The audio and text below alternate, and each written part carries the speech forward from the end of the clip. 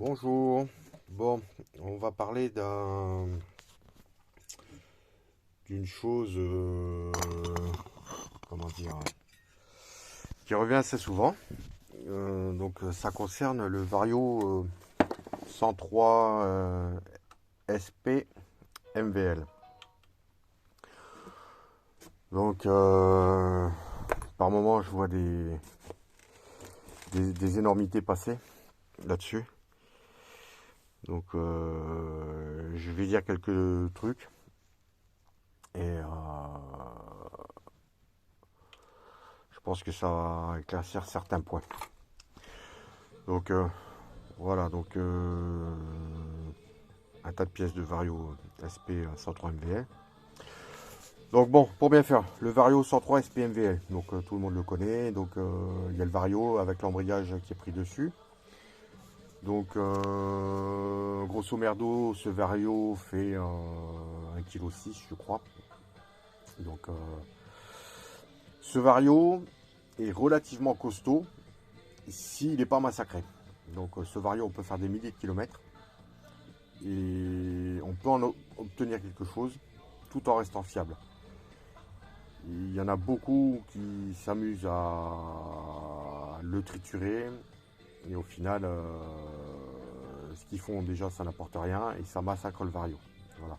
Ou alors des mauvais remontages. Donc le Vario 103 SPMVL. Donc ce Vario là, tout le monde le connaît. Alors ce Vario a eu deux variantes. Donc deux variantes générales, parce qu'après il y a eu plein de petites variantes. Donc les deux variantes générales, c'est à savoir qu'à partir de 86, ce Vario a changé. Sur certains points, pas énorme, mais il a changé. Donc voilà, donc on peut voir ici, donc le mets-plat, ici pour la fixation de joue fixe a changé. Donc ici, on voit la cannelure qui était prévue pour ce genre de joue fixe. Et ensuite, à partir de 86, ça a changé, on se retrouve avec celle-ci. Donc on voit bien que il n'y a plus d'encoche, c'est un mets-plat, c'est deux mets-plats. Donc ça, c'est la première grosse modif. Ensuite, la seconde modif qu'il y avait eu, c'était au niveau des maslottes. Sur les maslottes, les vis de fixation qui étaient torx, elles sont passées non, qui étaient cruciformes, sont passées en torx. Ça, c'est la seconde. C'est un des changements. Il y avait aussi un des changements au niveau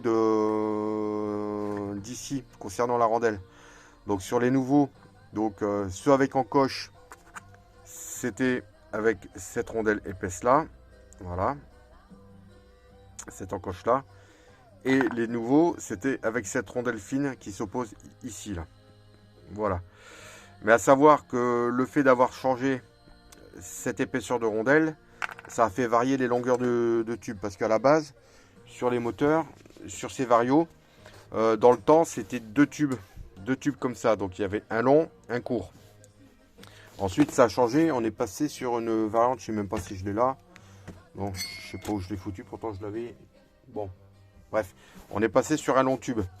Mais ce long tube n'a pas la même longueur que ces deux-là réunis. Donc il est un peu plus long. Mais il y a eu aussi des tubes un peu plus courts. Voilà. Donc ce qui fait que certains nous font des mix et remontent les embrayages varios avec des tubes qui n'ont pas nécessairement la bonne taille. Et forcément, ils se retrouvent avec, ici vous voyez là, dedans. Bon là il y a la joue fixe, le kit flasque Polini-Utah. Mais bon, il y a la rondelle là. Il est clair que si le tube il est trop court, l'écrou de serrage, il va reposer sur la rondelle en plastique. Vous allez vous retrouver en montage fixe. Le Vario sera bloqué, tout sera bloqué. Hein, donc ça pourra pas tourner. Le Vario ne pourra pas tourner librement. Voilà. Ensuite, autre point. Donc j'en vois beaucoup qui nous font revenir toujours la même connerie. Mais alors ça, j'arrive pas franchement à le comprendre. Mais bon. Vous voyez cette rondelle là, la rondelle cuvette, elle se fixe, voilà, elle se pose comme ça avant le montage. Elle se pose comme ça dans le montage pour la bonne et simple raison que ensuite quand vous avez la cuvette CB qui vient dedans, il y a le mets-plat du variateur qui va venir embuter ici. Là, il rentre dans cet interstice là. Donc ça va venir embuter, c'est la rondelle qui va tout bloquer en fait compte. Si vous la mettez à l'envers, le mets-plat ici, va faire buter contre le méplat du vilebrequin. Et ça n'ira pas. Donc je sais pas si j'ai un vario là. Hop, un vilebrequin. Ouais, j'ai celui-là. Voilà. Donc, et là, même pas. Celui-là, il est pas bon. Bon, bref, j'ai pas de vilo sous la main pour le montrer. Mais bon, bref, il y a les cannelures du vilo. Là où se fixe la cloche et compagnie. Donc, le méplat, il rentre ici. Donc, si vous la foutez à l'envers comme ça, il est clair que ça va tout décaler vers l'avant. Le vario ne va pas tenir. Donc, et ça va tout bloquer et vous allez resserrer et vous allez être en montage fixe. Donc ça, c'est un des points concernant ce vario. Ensuite, autre chose, les cloches. Voilà, ceci. Donc j'en vois plein. Donc celle-là, c'est une allégée. Donc j'en vois plein qui les flinguent. Donc ici, au niveau de la cannelure. Alors, il faut bien vous dire que cette cloche-là, elle est faite pour encaisser le couple d'origine. Le couple d'origine, il est assez bas. Donc, vous pouvez, sur un moteur d'origine, passer de 6 billes à 4 billes pour retarder l'accroche de l'embrayage. C'est une chose. Voilà. Donc 4 ou 6 billes, ça va très bien. Dès que vous commencez à mettre un petit kit, ça va très bien aussi.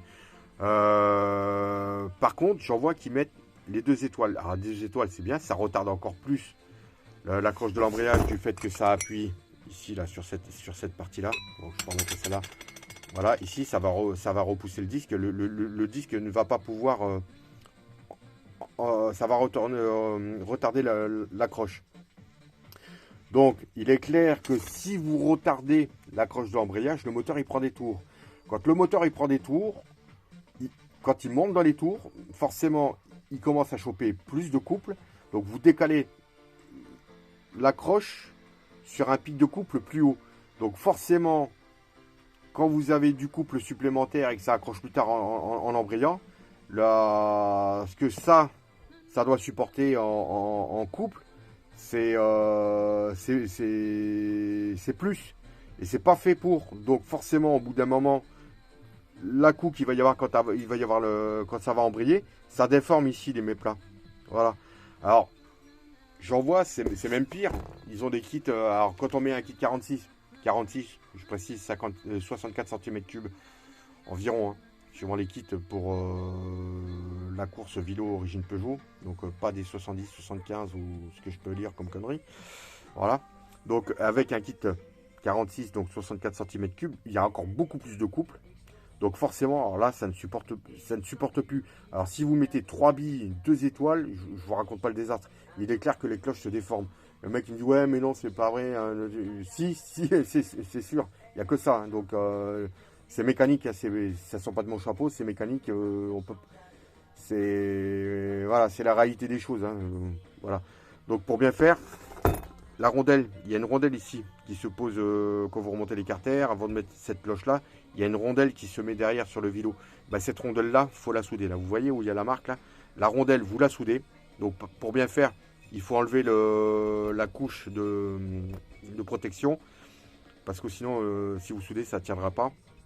Donc vous passez un petit coup de meuleuse là pour enlever la couche de protectrice. Et vous soudez la rondelle. Donc forcément, il y aura plus d'épaisseur. Ça encaissera un peu mieux le couple. Mais ça ne va pas solutionner intégralement le problème. Mais en partie, ça va amoindrir le phénomène et vous garderez vos cloches un peu plus longtemps. Mais dans l'absolu, mettez 3 ou 4 billes, mais n'allez pas mettre 2 étoiles. Ou alors, si vous mettez 2 étoiles, vous mettez au minimum 4 billes, mais pas en dessous 3 billes. Ou alors 2 étoiles et vous gardez les 6 billes d'origine. Mais vous ne faites pas le mix des deux, ça flingue tout. Ça flingue tout du fait que ça retarde le pic de couple et forcément quand ça embraye plus tard, le couple il sera plus gros et ça va défoncer la cloche. Voilà. Donc ça c'était un autre point. Ensuite, ouais, concernant le vario en lui-même. Donc ouais, je vais remettre ça là. Voilà. Ok, donc on va prendre ça ici. Alors ce vario d'origine, il a à peu près, quand il est, on dira, fermé, quand il est fermé, il a à peu près 95 mm de plage. Donc 95 mm, c'est d'ici à là, hein, voilà, c'est le diamètre. Donc ce diamètre, par rapport à l'angle des joues, il est prévu pour tourner avec une courroie de 13 et pas avec une courroie de 12 ou une courroie de 14 ou machin. Si vous mettez une courroie de 14, quand vous allez arriver en position ouverte, en bas, la courroie, elle va pas aller jusque... Je vais pas dire jusqu'en bas, on va venir après. La courroie, elle aura un diamètre d'enroulement supérieur à ce qu'elle devrait avoir d'origine. Donc vous allez perdre en patate en bas. Ça pourrait vous faire gagner à haute vitesse du fait que la courroie va monter un peu plus haut sur les pentes. Mais voilà, c'est pas vraiment le but. Hein. Voilà, et si la courroie est trop courte, elle va arriver en bas, elle va toucher le canon. Il y a les flasques qui ne vont pas faire leur effet de pincement. Ça risque de patiner au démarrage, sans compter d'autres effets dont je vais parler après. Voilà. Ouais, donc je sais pas si j'avais dit le point, 1,6 kg environ, complet avec la cloche et tout. Hein. Voilà. Donc la plage, il faut rien qui empêche le vario de monter. Donc il est clair que si vous mettez un ressort dur derrière et que vous mettez une violette de peau mal fixée ou quoi que ce soit qui force, le vario il peut avoir du mal à s'ouvrir et vous n'atteindrez pas votre vitesse max. Alors ça c'est une chose. Mais bon, on va revenir directement sur l'histoire de la courroie. Ouais. Donc j'en vois beaucoup là qui disent oui, faut mettre des rondelles pour écarter et tout, machin et tout, pour diminuer le diamètre de roulement en bas. Mais il y a une chose qu'il faut bien penser, c'est que la courroie ne doit jamais reposer sur le canon. Pour la bonne et simple raison que si elle repose sur le canon, les joues, la joue fixe et la joue mobile ne font plus leur travail de pincement. Si elles ne font pas leur travail de pincement, ce qu'il y a à côté derrière les maslottes quand elles doivent bouger, on va dire que sur les premiers millimètres, ça va être libre.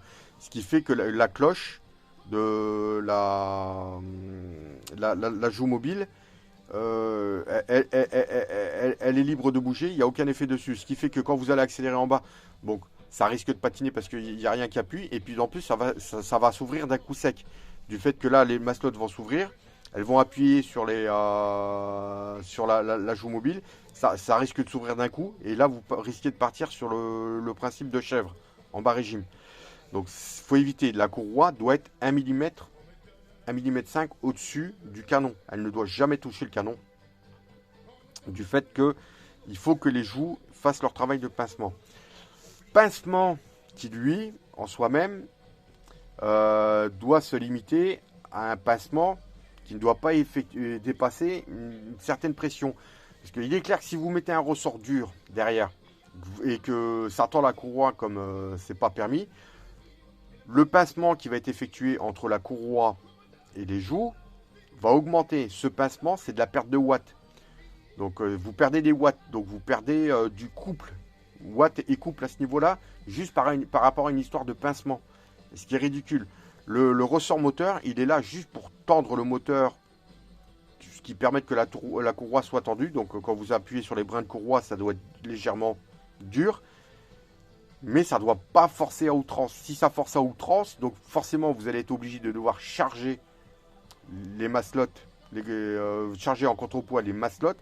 Donc ce qui fait que ça va travailler encore en force. Si ça travaille en force, il ne faut pas oublier que si ça travaille en force, que le moteur a du mal à monter en haut, à basculer vers le haut complètement, et que vous devez rattraper tout ça en alourdissant les maslottes, ce que vous avez rajouté en tension, toute cette tension va revenir sur le vario en lui-même et va s'appliquer ici sur la queue de vilebrequin, la soie de vilebrequin, là où se trouve la cloche, et c'est là que ça casse. Donc j'en vois plein qui me disent ouais on casse les vélos, les machins, c'est là. Alors il y a déjà un truc qui casse les vélos, c'est l'équilibrage, je vais y venir après. Mais il est clair que si vous associez des maslottes dures pour compenser un ressort dur et que le moteur n'arrive pas à monter en haut, la force du moteur, les chevaux, la cavalerie quand elle arrive, il faut bien qu'elle s'évacue par quelque part. Si elle n'arrive pas à s'évacuer, elle va se répercuter sur l'endroit le plus faible. L'endroit le plus faible au niveau du moteur quand il est en charge, c'est la queue de vilebrequin. Donc c'est imparable, ça casse. Voilà, donc ça, il faut y penser, donc il faut arrêter. Vos ressorts moteurs, les ressorts moteurs d'origine de 103 SPMVL, ils vont très bien, comme le ressort moteur de SPX d'origine, c'est un des meilleurs ressorts moteurs qu'il y a eu jusqu'à présent. Donc foutre des ressorts durs Doppler par en dessous, machin, cela, Les trois quarts, ils ont dû faire machine arrière et changer le ressort, foutre un ressort mou. Le ressort moteur d'origine SPX marchait très bien. C'est pas pour rien qu'il a été utilisé en groupe 1 et qu'il était conservé. Donc ce ressort, au niveau de son tarage et au niveau de la tension qu'il pouvait avoir en début de course et en fin de course, il était nickel. Voilà, donc il y a des choses qui... Tout n'est peut-être pas bon, mais quand c'est bien prévu d'origine, ça marche, autant le garder. Et que de repartir sur les pièces qui sont vendues X euros et qui au final ne marchent pas et qu'il faut bidouiller.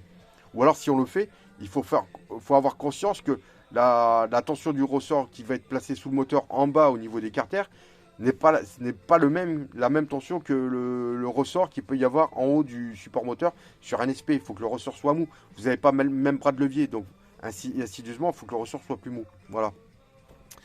Donc ça, c'est un des points. Donc la tension au ressort, il faut y faire gaffe. Et comme je dis, si le ressort est trop dur, le passement de courroie va être plus grand. Forcément, vous allez bouffer des watts. Donc qui dit watts, 10 chevaux, vous avez de la perte à ce niveau-là. Et sans compter que la force exercée sur le vélo va être supplémentaire. Ça fait travailler encore plus le roulement de carter, le roulement de Villebrequin côté Vario. Il va travailler encore plus, il va supporter de plus lourdes charges. Donc ça peut péter le vélo et en plus ça fait travailler en outrance le roulement de Villebrequin de ce côté-là. Donc c'est inutile. Et sans compter que si on parle de tension de courroie, ça travaille devant, mais ça travaille aussi sur la poulie derrière. Ça fait travailler la poulie, donc ça fait travailler le roulement de la poulie. Qui elle travaille sur l'axe de poulie. Donc vous augmentez l'usure pour rien. Ça sert à rien. Voilà. Ensuite, on revient à un autre truc. Ici, les maslottes. Donc ça, c'est les maslottes. Ça, c'est les contrepoids. Voilà. Donc, ces maslottes, à la base, elles sont faites pour travailler sur un moteur qui est pas très coupleux, qui n'a pas beaucoup de chevaux. Donc, le réglage qui est fait de base, donc on dira grosso merdo que c'est pour une personne allant jusqu'à 75 kg. Grosso merdo. Donc, c'est du lambda, donc ça convient à la majorité des personnes. Mais il est clair qu'en fonction de votre poids, si vous êtes plus léger ou moins léger, ce réglage qui est fait de base, vous pouvez le modifier, même sur une bécane d'origine. Et après, vous pouvez même retravailler la transmission derrière, c'est ce que je fais. Donc il y a moyen de travailler là-dessus et obtenir des perfs, même sur une origine, en faisant un réglage parfait. Donc j'en vois effectivement qui nous parle de bridage quand il parle de ça là ici. Ouais, on pourrait dire que c'est un bridage. Mais bon, sur un moteur qui n'est pas conçu pour dépasser les 60 km/h, même si vous coupez ça, même si ça vous donne 1 mm de plage supplémentaire, parce que en fait, quand vous regardez, quand vous ouvrez les maslottes sur ce variateur-là, les maslottes en butée, le vario il est quasiment à fond, donc vous gagnez quasiment pas grand-chose. Voilà, donc on peut les enlever. Partant de là, si on supprime du poids là, effectivement, ça va changer le poids des contrepoids. Donc l'ajout, le vario va se fermer un peu plus tard. Voilà, donc ça peut déjà être bénéfique. Mais bon, ça, quand on le coupe, ici sur les maslottes là, ça doit être pesé au gramme près. Et il n'y a pas histoire, ouais, mais 1 gramme ça joue pas. Alors, si, justement ça joue. Donc ça joue au niveau du balourd, on appelle ça un balourd, ça crée un déséquilibre. Et le balourd sur un moteur qui prend 500 tours, c'est peut-être pas énorme, mais quand il commence à prendre 6000 tours, ça commence à faire énorme. Et il n'y a pas que ça. À savoir que on dira que 1 gramme, effectivement, vous prenez, il y a un déséquilibre d'1 gramme entre les deux contrepoids sur la balance fixe.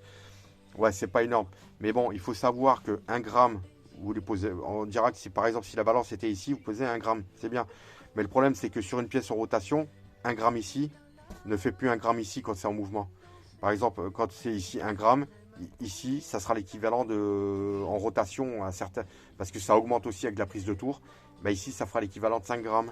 Ici, ça fera l'équivalent de 10 grammes. Ça serait plus grand, ça ferait 15 grammes ici. Donc, ouais, dire 1 gramme sur la balance, ouais, c'est pas grand chose. Mais sur un moteur en rotation qui prend X tours, je peux vous assurer que 1 gramme, ça peut faire des dégâts. Donc, faut pas jouer avec ça. Donc, les contrepoids, ça doit être parfait. Donc, dire ouais, mais moi, sur mes moteurs d'origine, j'ai fait ouais, sur un moteur qui prend pas de tour, ouais, peut-être. on peut s'amuser, mais bon, ça reste quand même du travail, ni fait ni à faire. Ça peut dépanner. Voilà, c'est bien pour rigoler quand on a un ado. Mais non, non, non, faut pas jouer avec ça. Ça, faut que ce soit au gramme près. Je dirais même au milligramme près. Voilà, faut pas jouer. Ça coûte trop cher. Donc, si vous prenez de la masselotte dans les dents, ou que la masselotte a le malheur de remonter et de vous passer entre la jugulaire du casque et que vous la prenez dans la mâchoire, ça fait des dégâts. Ou juste dans la jambe, ça fait très mal. Voilà. Donc, c'est pour ça que je rebondis aussi là-dessus. L'histoire de couper là, ici, là, en carré. Voilà, là, il y en a. Ah, on l'a tous fait en étant ado. Hein. Mais bon, en étant ado, je ne vais pas blâmer les ados, mais bon, on était aussi cons. Voilà, c'était les bruits de fond de couloir quand on était à l'école. Hein, truc en fin de cours. Ouais, j'ai coupé le vario, machin, j'ai gagné 10 km/h. Alors, déjà, le fait de gagner du poids, c'est faux.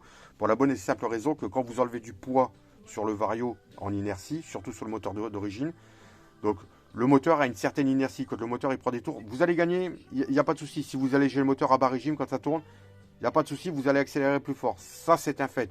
Mais il ne faut pas oublier qu'un moteur, quand il prend ses tours, au bout d'un moment, il y a le volant moteur et le poids du vario qui, eux, entraînent le moteur. On appelle ça l'inertie moteur. C'est ce qui permet de prendre des tours encore à haut régime. Donc, si vous enlevez du poids là-dessus, vous allez perdre de la vitesse max. Donc, le mec qui me dit qu'il a gagné de la vitesse en coupant ici et en coupant là, c'est faux. Il aura gagné de l'accélération, mais il n'aura pas gagné de vitesse de pointe. Ça, c'est clair et net. Donc, les machins, ouais, nous, dans le temps, on faisait ça, on montait à 130, 140. Non, c'est faux. Il faut arrêter de gober ces conneries-là. Et ces mecs-là font passer toute une génération presque pour des abrutis.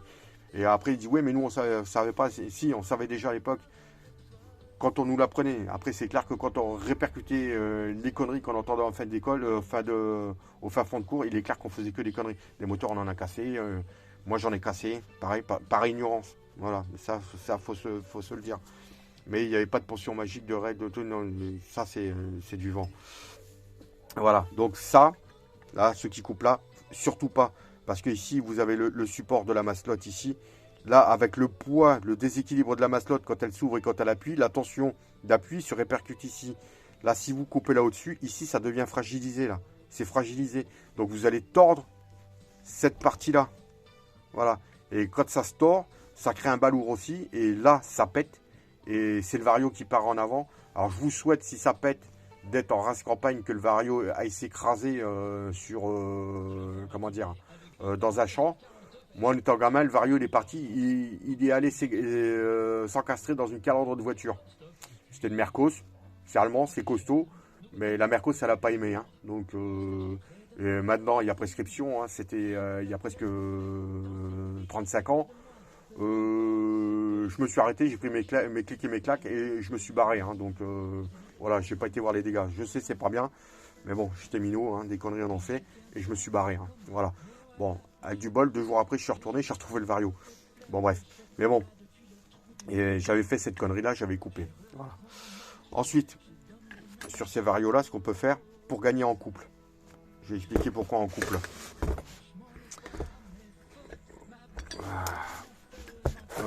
Ouais, ici. Sur ces varios-là, on peut mettre ces flasques. Alors ça, pour le vario SP MVL, je ne vais pas dire que c'est une des meilleures flasques, mais ça marche très bien. Ce système-là fait par Polini, qui avait été fait par Cyclostand aussi, et qui avait été fait par Stocké, qui se rajoute directement sur la fixe et fixé par les vis derrière. Ça marche très bien. Voilà. Bon, ça rapporte un peu plus de poids, donc ça donnera un peu plus d'inertie. Donc c'est tout bénef au régime. Mais ce qu'il a de bien, c'est qu'il a les fourchettes de guidage. Alors, ces fourchettes de guidage.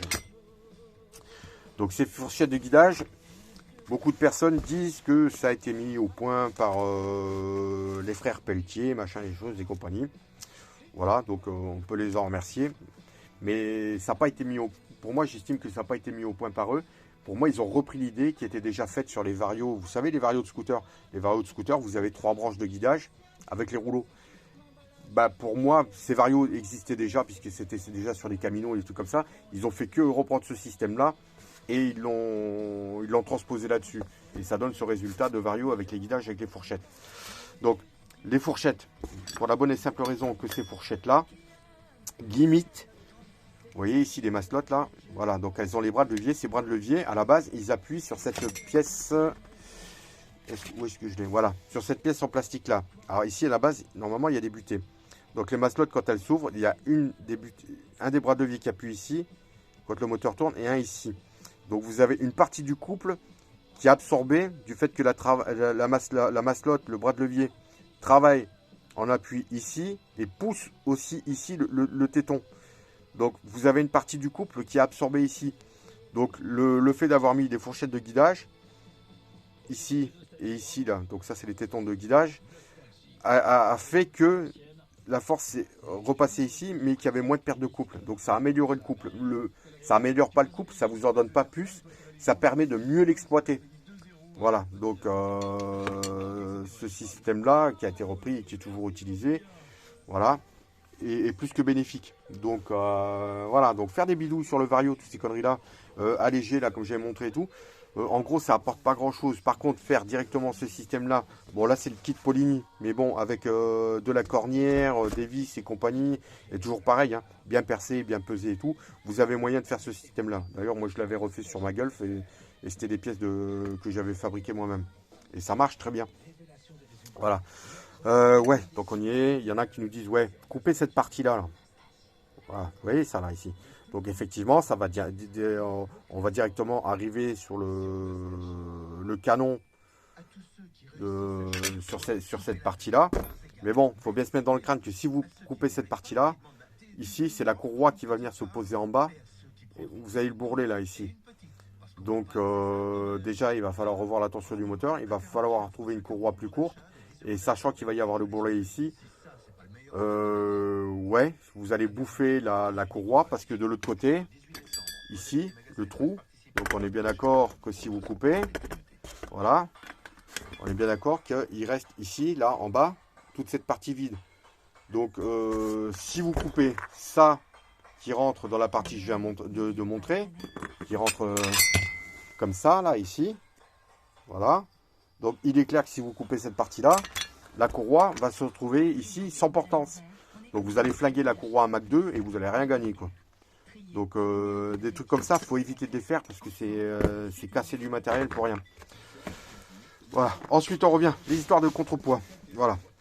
Donc, il y en a plein qui disent, ouais, machin, t'as mis un kit, tu mets des rondelles de 6. Ouais, c'est bien les rondelles de 6. Oui, ça va substituer au fait d'avoir des grosses maslottes. Ouais, mais ça remplace pas un vrai réglage. Là, il s'avère que si vous montez des rondelles de 6 et qu'au final, votre moteur, il n'a pas assez puissant pour ouvrir le Vario, et ben, votre moteur, il va gueuler. Vous allez pas monter dans les tours. Si, ça va monter dans les tours, mais ça va gueuler. Mais le rapport de transmission, ne va pas se faire. Voilà. Et à contrario, si vous montez un kit, tout ce qui va bien, le pot, déjà rien qu'en mettant le pot, ça libère. Si vous ne mettez pas les contrepoids de Vario, vous laissez les lourds. Ce qui va se passer, c'est que plus de puissance par rapport au moteur d'origine. Le Vario va se fermer d'office, plutôt. Ben, c'est comme si vous étiez dans la voiture et que vous êtes à 20 km/h et que vous passez la sixième vitesse. Et ben, vous allez ramer, vous n'atteindrez jamais le régime max. Et il ne faut pas oublier que sur un réglage Vario, le réglage Vario c'est une chose, mais le réglage Vario est fait, comme je disais tout à l'heure, en fonction de la tension du ressort moteur, mais en association aussi avec la transmission. Parce que là, si vous faites un réglage Vario qui, par exemple, va fonctionner avec du 11,56, il est clair que si vous foutez du 11,40 à l'arrière, le moteur, le ratio de transmission n'est pas même, ça va peiner pour monter. Le Vario, en fait, quand l'ensemble général va peiner et toute la force va se répercuter sur le Vario, ce qui fait que le réglage que vous avez à 11,56 en Vario ne sera pas le même que pour un 11,40. Par exemple, pour un 11,40, il faudra peut-être mettre des contrepoids encore plus légers pour pouvoir faire monter le moteur encore plus dans les tours pour qu'il puisse tracter la transmission derrière. Mais de toute manière, sur un 50 cm3, 11,40, c'est une hérésie. C'est pas possible. Un moteur 50 cm3, il faut qu'il monte haut dans les tours. Il y en a qui n'ont pas encore compris là-dessus. C'est pareil, un moteur 50 cm3, quand il prend 13 000 RPM, donc tour minute, 1 RPM, un tour de vilebrequin, donc sur le Vario, donc par rapport au diamètre du Vario, par rapport au diamètre de la poulie, ça donne un nombre de centimètres. Donc ces nombres de centimètres, converti par rapport en kilomètre heure, ça donne une certaine vitesse. Donc, si le moteur ne peut pas prendre ses tours complets par rapport à une transmission trop longue ou à un vario, c'est du RPM en moins. Donc forcément, si vous supprimez, le moteur ne peut pas monter dans ses tours, c'est du RPM en moins, c'est du kilomètre heure en moins. Voilà, c'est pour ça qu'un 50 cm3 pour être puissant doit monter haut dans les tours. Donc le mec qui vous dit qu'il met une couronne de 40 sur un 50 cm3, non, c'est... Ouais, ou alors dans une descente, voilà, ou avec le vent dans le dos, ou en aspiration derrière une voiture. Mais non, en théorie, le 50 cm3, il lui faut une transmission pour qu'il puisse monter haut dans ses tours et choper le RPM. Vu que le RPM, par rapport au biais du ratio de transmission, c'est lui qui va donner le nombre, la vitesse. J'ai du mal à trouver les mots par rapport à ça. Voilà, donc ça, c'est imparable. Maintenant que vous me foutiez du 11-48, 40 sur un 46 préparé, ouais, il n'y a pas de souci, ça peut choper puisqu'il y a du couple. Voilà. Mais non, après, sur un 50, non. Voilà. Pour revenir aux mascottes, ici, des mascottes. Alors, quand vous remontez à Vario, si vous avez plusieurs boîtes avec comme moi, avec des Vario et des mascottes, les mascottes ici, donc sur les anciens, il y avait des numéros là ou des lettres. Il faut que ce soit les mêmes lettres. Ça veut dire qu'elles sortaient du même moule et c'était le même grammage. Voilà, donc les mascottes, quand vous les posez, il faut que les deux mascottes, elles aient le même poids et que ce soit des mascottes identiques. Parce que suivant les modèles, il y a eu des mascottes différentes. Elles n'ont pas les mêmes formes là en dessous. Il y en a même, j'en ai trouvé avec le bras de levier un peu plus long. Les formes ici qui ne sont pas les mêmes. Et pas du tout le même grammage. Voilà, donc il y a de sacrées différences quand même quand on commence à fouiner. Donc ces mascottes doivent être identiques en poids, en grammage et en longueur ici. Voilà. Et ensuite, les contrepoids. Donc les contrepoids doivent être équilibrés. Donc si vous trafiquez un contrepoids ici, il faut que ce soit le même de l'autre côté en poids. Voilà, donc ça c'est une chose. Et je reparle des contrepoids. Donc sur le moteur origine, au lieu de passer en écrou de 6 ou en compagnie, donc il y avait déjà une préparation Mobshop qui avait été faite à l'époque, alors sur un moteur qui était déjà à 155 en échappement et machin, donc il commençait déjà à choper du tour. Voilà, ils avaient fait ce genre de préparation, c'est la massole d'origine, amputé de la butée et un trou de 7 mm. Voilà, donc ça c'est une variante. Donc là on voit il y a les deux. Après quand on commence à avoir un truc qui monte un peu plus, ben voilà, j'avais fait une autre variante, donc c'était celui-là. On voit bien les trois trous, voilà. Donc ici, ici, ici. Donc ça c'est une autre variante. Et j'avais fait encore une autre variante sur un moteur encore un peu plus poussé. Voilà. Comme ça. Donc là le trou de 7 et machin. Donc ça donne différents grammages. Voilà, donc ça c'est le truc à faire. Donc ça coûte rien, c'est vos mascottes d'origine, il n'y a qu'à les repercer, les couper et les peser. Après il y a ce genre de contrepoids. Donc ceux-là c'est les contrepoids Doppler. Voilà. Donc il est bien d'accord qu'un réglage vario, à la base, ouais, il y en a qui peuvent le faire sur béquille, mais bon, généralement non. Vous essayez la bécane, vous accélérez, c'est là où le moment où la bécane gueule le plus. Quand ça gueule le plus, généralement, on le sent, hein, c'est là où il y a le pic de couple. C'est à ce moment-là que le vario doit s'ouvrir. S'il s'ouvre avant, c'est pas bon. Si ça gueule et que ça s'ouvre pas, c'est pas bon. Voilà. Donc, ces genres de contrepoids-là, voilà, il est bien d'accord que quand ça se pose, c'est un lourd, un léger, un léger. Et bien évidemment, les deux lourds ont le même poids, les deux légers ont le même poids. Voilà. Donc c'est toujours, je ne veux pas dire asymétrique, en opposé. Hein. Donc il ne faut pas faire de déséquilibre. Les axes de mascotte, c'est pareil. Il y en a un qui rentre comme ça et l'autre qui rentre comme ça, sans s'opposer. Voilà. Donc ça, c'est les trucs à retenir. Et c'est basique, mais je suis désolé, mais je vois encore des montages avec les deux axes dans le même sens, les maslottes à l'envers, voilà, des varios chargés, des ressorts durs. Je le vois tous les jours, et puis toujours le même truc. J'ai cassé mon vilebrequin. Voilà. Donc, et après, comme je disais tout à l'heure, le balourd, voilà, et c'est con, hein. Simplement ici, là, ici, les vis, il faut qu'elles soient identiques. Voilà, faut pas s'amuser à mettre une vis, là c'est du M5, une M5 un peu plus longue en filetage et une autre plus courte, ici. Voilà, parce que ça crée un balourd, encore une fois. Il faut que les quatre vis soient identiques en poids et en longueur. Donc surtout en poids, ici. Voilà. Et surtout la même longueur, parce que comme je l'expliquais, les variations de longueur par rapport au centre de l'axe, si vous faites une variation de longueur, même si la pièce est le même poids, une variation de longueur, par rapport au ceci de la vis, c'est pas le même grammage.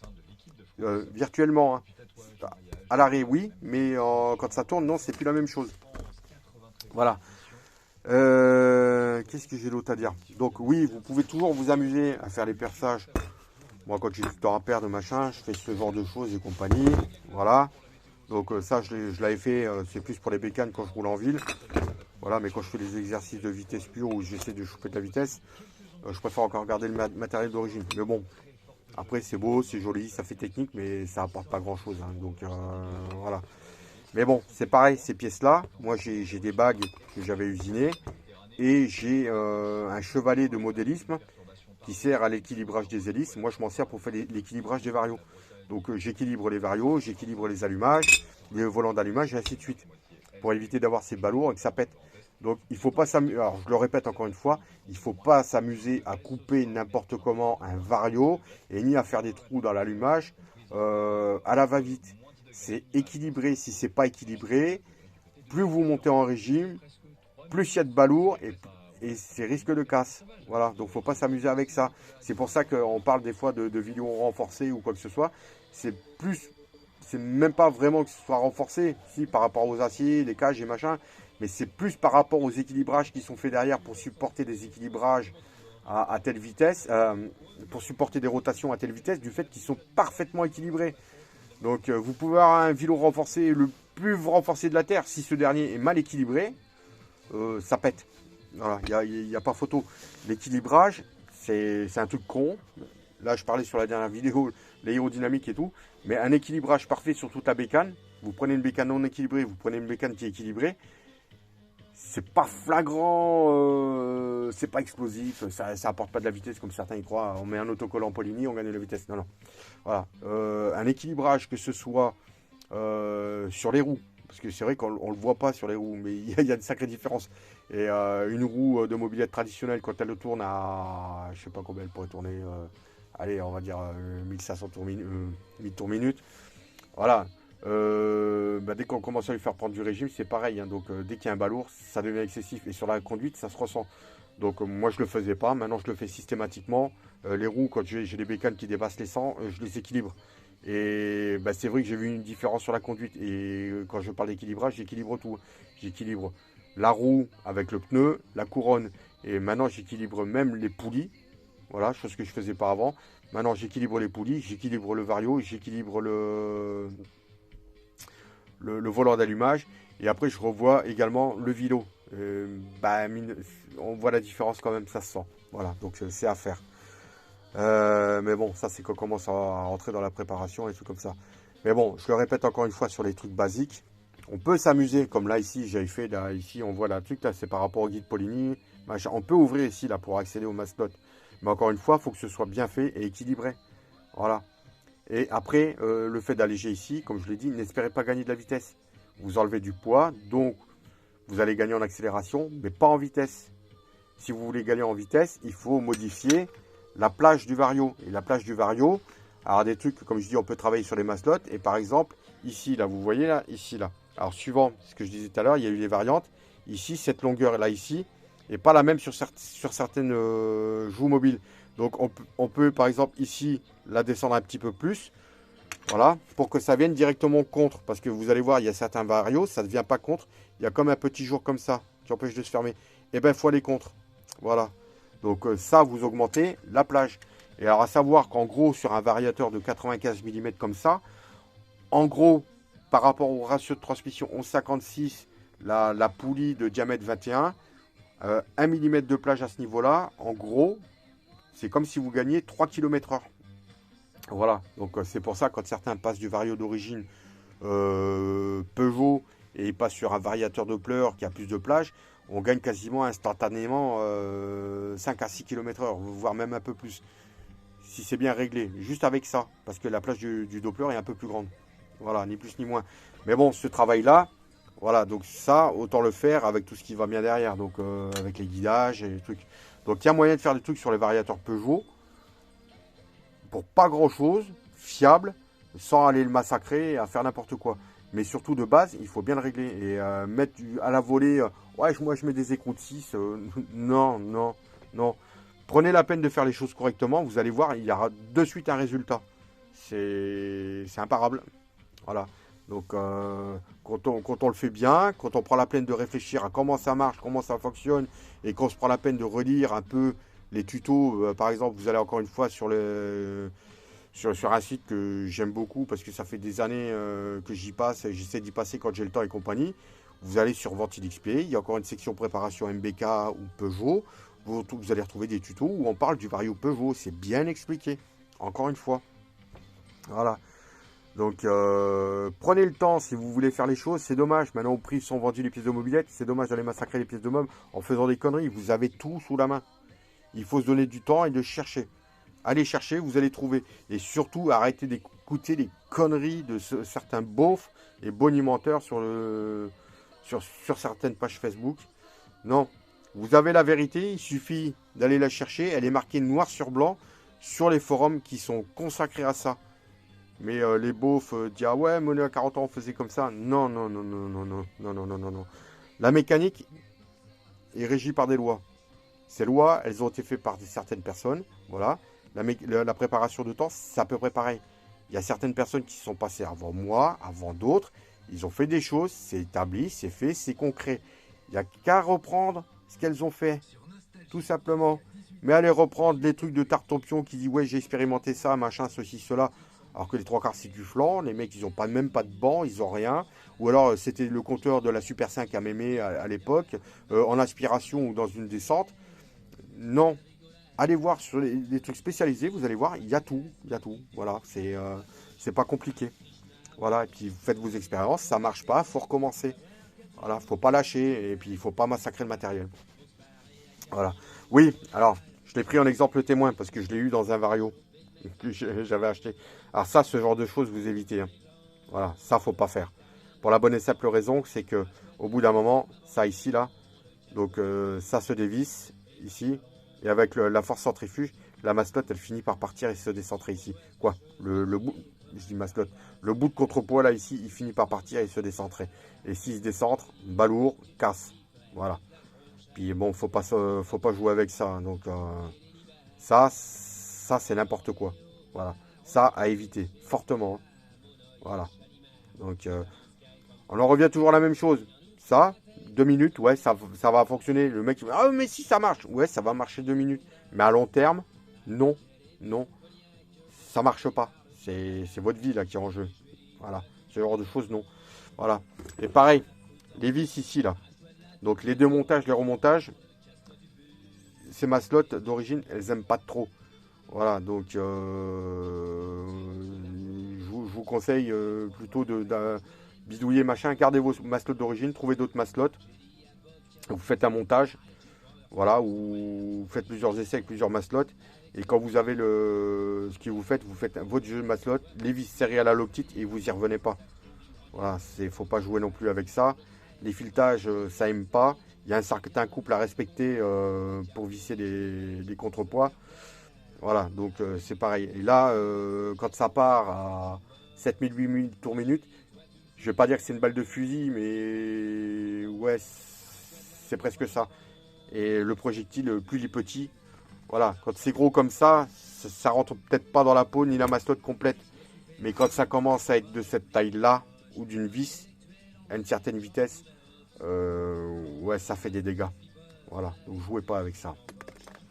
Donc ouais, je revenais tout à l'heure, l'histoire de couper là, ici, là. Voilà. Je déconseille fortement. Moi, j'en ai fait les frais en étant gamin. J'ai une belle cicatrice sur le tibia qui me rappelle que j'étais con à l'époque. Hein. Voilà. Parce que sur le vouloir, j'avais pris une bosse, j'ai le pied qui a ripé du repose-pied, j'avais pas de carter vario.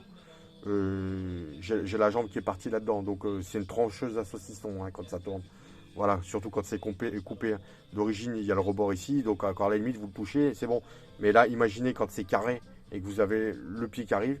Donc moi, à l'époque, il y a tout qui a dégagé. Hein. La basket ZX 500 déchiquetée, la chaussette avec, et accessoirement, le pied a dégagé. Hein. Voilà. Donc, ouais, à éviter. Donc ça, c'était sur le Vario. Donc, ce Vario est bien. Il y a moyen de faire des trucs sympas avec, sans trop le bidouiller, sans le fragiliser. Mais la charcuterie, boucherie, non, à éviter. C'est pas bon pour vous, hein. À long terme, c'est pas bon pour vous. Ouais, donc ça c'était sur le Vario. Donc après, ce que j'ai expliqué, les trois quarts, c'est pareil, vous pouvez les retrouver un peu partout sur le net. Toujours comme j'ai dit, hein. Voilà, mais sur certains trucs, non, c'est pas bon. Et moi, ça me fait sourire. Mais bon, c'est un désastre. Bon, bref. Donc, qu'est-ce qu'il y a d'autre? Bah, je pense avoir tout dit là-dessus. Ah non, j'ai pas fini. Voilà, donc je parlais de variantes tout à l'heure. Il y a eu des variantes. Alors, au niveau des joues mobiles, donc cette joue mobile-là, alors savoir que ça, cette joue mobile-là, elle provient d'un Peugeot XP. XP ou TXR, vous savez, les bécanes cross avec boîte vitesse, pas boîte vitesse, double vario, boîte relais.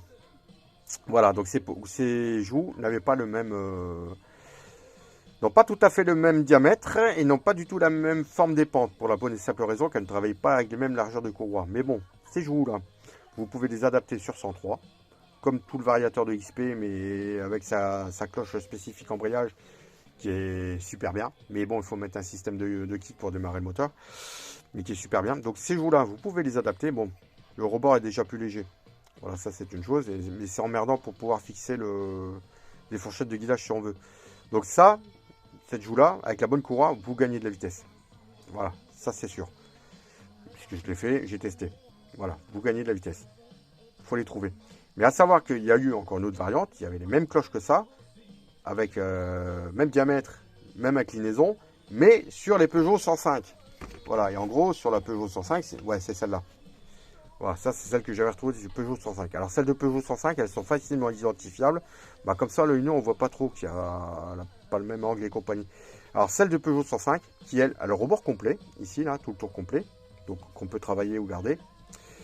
Celle-ci, elle est marquée d'une croix. Il y a une croix qui est frappée dessus. Voilà. Donc elles sont assez dures à trouver. Donc j'en avais trouvé. Mais bon, voilà. Avec ça, pareil, vous gagnez de la vitesse. Ouais, j'ai oublié de dire là tout à l'heure, par exemple, quand vous faites ce montage-là, il est clair que là, ici, quand vous mettez le pion de guidage pour les fourchettes, il ne faut pas laisser un petit rebord là, ici, hein. Il faut que ce soit assez large, hein, parce que c'est pareil. La force qui s'applique ici, s'il n'y a pas assez de surface, ici, ça se tord, hein. Voilà, donc il faut bien laisser de la marge. Voilà. Donc, voilà. Donc, ça à faire. Donc, ça, c'était une des variantes. Ce que je n'ai pas dit, l'ajout du Polini Utah, donc l'ajout mobile, elle est en alu. Donc, c'est un plus. En axle, si on veut. Mais ça compense le poids supplémentaire qui est foutu ici. Donc, en gros, comment dire, en gros, au niveau du poids, ça compense par rapport au truc d'origine. Voilà, ça reste dans les clous. Donc l'ajout spécifique du Polini, eh ben elle a la même pente que ces joues là. Donc c'est pareil, vous gagnez en vitesse par rapport à la joue Polini. Voilà. Donc ça j'ai oublié de préciser parce qu'il y en a qui disaient oui avec la joue Polini tu gagneras. Non non, la joue Polini n'est pas identique à la joue d'origine. En degrés et sur la totalité de la plage. Voilà, faut le savoir. Et après, ce que je préconise bien, moi, sur un moteur d'origine, c'est le Utah ou le cyclostand ou le stocké associé au ressort Polini. Pour moi, à présent, sur ces moteurs-là, sans commencer à rentrer dans la grande préparation, sur SP MVL, le meilleur des ressorts, c'est le ressort Polini. Et encore mieux, quand vous bidouillez le ressort Polini, vous enlevez l'espèce de rotule en plastique, là. Donc, vous montez le système de tension, vous le montez sur une rotule uniball. Voilà. Pour qu'il reste fixé, parce que le truc qui est chiant avec le ressort Polini, c'est quand on enlève la courroie, généralement le système de ressort peut sortir, surtout si on n'a plus le clip qui fixe derrière au niveau du bras oscillant sur la platine alu. Donc voilà, donc le mieux, le ressort Polini monté sur rotule uniball, et c'est impeccable. Et à savoir qu'après, un peu partout, vous pouvez trouver des ressorts, vous pouvez refaire une tige guide pour modifier, parce qu'on arrive vite en fin de course de serrage, de réglage de tension de ressort Polini. Vous pouvez trouver des tiges filetées assez longues, vous savez, avec la partie filetée, la partie lisse. Vous allez dans le monde du vélo, vous avez des tiges de serrage en M8, de serrage de potence. Elles sont vachement longues. Et justement, il y a le filetage et après toute la partie lisse qui permet de faire certains montages pour remplacer la tige guide d'origine. Et voilà, et la tige guide, à la fin, derrière, sur la partie lisse, vous prenez une scie à métaux, vous faites une encoche pour pouvoir foutre le circlips. Voilà, et puis ça va très bien. Voilà, et des ressorts, en cherchant un petit peu partout, vous en trouvez. Et puis vous pouvez faire vos réglages de tension, faire varier les réglages de tension. Voilà. Ouais, ce que j'allais dire aussi. Alors, quand vous démontez, je vois plein qui font encore les conneries. Quand vous démontez le vario, donc il y a l'écrou ici. Voilà, donc il y en a plein qui veulent mettre la clé de 21 ici et le tournevis dans les trous de la cloche d'allumage. Évitez de faire ça pour la bonne et simple raison que le vilebrequin est constitué en gros de trois parties, si on peut dire. Les deux manetons avec les queues de vilebrequin et la partie qui rattache les deux vilebrequins. Et donc, c'est pas des pièces, c'est pas qu'une seule pièce, c'est trois pièces. Elles sont assemblées en force à la presse. Et ces pièces-là, elles n'aiment pas qu'on les fasse travailler en ciseaux. Donc, si vous, avec la clé de 21, vous tirez d'un côté, vous bloquez avec l'autre dans le vario, dans l'allumage, vous êtes à sens opposé, vous travaillez en ciseaux. Et au bout d'un moment, qu'est-ce qui va arriver? Vous allez décentrer les masses du vilebrequin. Et encore une fois, décentrage de vilebrequin, c'est balourd. Ça fait travailler les roulements en porte-à-faux. Vous flinguez les roulements au bout d'un moment puisque ça travaille en force. Donc ça, faut éviter. Si vous avez rien d'autre sous la main, alors le bloc piston, c'est pareil. Évitez cette merde. J'en vois plein encore avec ça. On ne met rien, on appuie sur le centre de la calotte. C'est un point fragile. Quand vous mettez un bloc piston, que vous tournez avec la clé, que ce soit côté allumage ou côté vario, forcément, le bloc piston va appuyer sur le centre de la calotte. C'est le point le plus fragile. Vous appuyez, vous écrasez les calottes.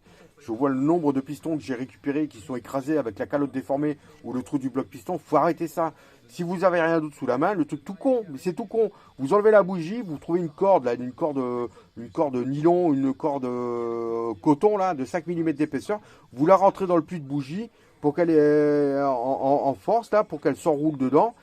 Et là, vous montez vous faites tourner le moteur. Le moteur, il va arriver, le piston va arriver contre la courroie qui va plaquer quasiment contre toute la surface de la culasse. Mais là, c'est toute la surface du piston contre la surface de la culasse. Et pas juste un seul point sur la calotte du piston. Et là, au moins, vous pouvez, ça évite d'avoir un bloc piston. Et là, vous pouvez, ça va comprimer. Et comme ça ne va pas pouvoir avancer, vous allez pouvoir dévisser. Mais arrêtez les blocs pistons et arrêtez de faire les montages tournevis dans le truc.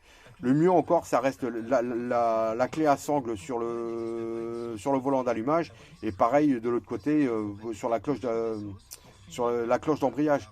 Mais travailler en ciseaux avec les deux clés opposées, avec un tournevis dans le truc, non. Et les blocs pistons, arrêtez cette merde, arrêtez. Putain, mais ça c'est... Moi, celui qui a inventé ce truc-là, il faudrait le trucider. Parce qu'il y en a plein qui l'utilisent encore. Mais il faut le trucider, ce mec-là. C'est le truc à bannir de la boîte à outils. Donc ne pas utiliser cette merde. À la limite, trouvez-vous un bout de corde que vous pouvez enfoncer par le puits de bougie pour que ça aille dans le cylindre, bien entendu avec le cylindre à moitié, parce que sinon il y en a qui seraient encore capables de faire passer la corde d'en haut et de la faire ressortir de l'échappement. Donc il faut bien comprendre qu'il faut avoir le piston un peu plus haut que la lumière d'échappement, et là vous rentrez la corde. La corde, accessoirement, elle va s'enrouler directement à l'intérieur du cylindre, et là vous allez pouvoir remonter jusqu'en haut, ça va taper en butée. Et là vous allez pouvoir utiliser une clé, et comme j'ai dit, toute la surface va être en appui sur la culasse, et ça ne sera pas que le centre. Voilà, donc il est clair que si vous exercez une force sur un point au centre, et la force ne sera pas la même que si vous la répartissez sur toute la surface du piston. Voilà, mais comme je dis, de toute manière, sur un piston, il ne faut jamais travailler sur un piston. Il ne faut rien mettre en pression dessus. Voilà, les calottes de piston, c'est fragile. Je pense que c'est bon, j'ai fait le tour. À l'occasion, ouais, je vais revenir sur les carters moteurs parce que là aussi, c'est rigolo. Mais bon, il y a à boire, à manger. Là, on parle même dans le domaine du magicien d'Oz pour certains. C'est comique. Mais bon, on y reviendra quand j'aurai le temps. Voilà. Allez, bonne journée à vous. Ouais, enfin, il reste encore ton frère et ma mère. Bah, des Nike pour Léo, une polaire à moins 50% pour Annick.